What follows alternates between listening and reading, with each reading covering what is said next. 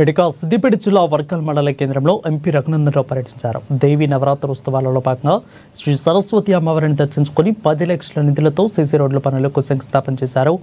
BRS, Congress రెండు పార్టీలు మీడియాతో తమ స్పేస్ కోసం మాట్లాడుతున్నాయి తప్ప చేసిందేమీ లేదని విమర్శించారు. ఈ రెండు పార్టీలు ఒకే నాణానికి బొమ్మ బొరుసు లాంటివని ఎద్దేవా చేశారు. కాంగ్రెస్ ప్రభుత్వం 10 ఏళ్ళు అవినీతితో సంపాదించుకున్నటువంటి డబ్బులతోటి టీఆర్ఎస్ కేటీఆర్ గారు రోజు మీడియా ముందుకు వచ్చి మీడియా లోపల స్పేస్ కోసం మాట్లాడుతూ ఉన్నారు తప్ప ఈ రెండు పార్టీలు కూడా ఒక నాణానికి బొమ్మ బొరుసు లాంటి.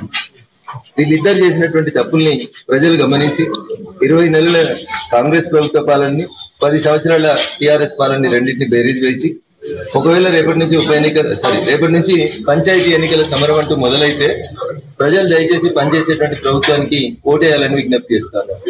ఏదైనా ఒక రోడ్డు చూస్తే ఏ ఒక్క ఊరికన్నా పోదాం, ఒక్క రోడ్ అన్నా 10 ఏళ్ల కిందట వేసింది, 5 ఏళ్ల కిందట వేసింది, ఏడాది కింద వేసిన ఒక్క డాంబర్ రోడ్ అన్నా కరెక్ట్ ఉంటే అటు టీఆర్ఎస్ కానీ ఇటు కాంగ్రెస్ కానీ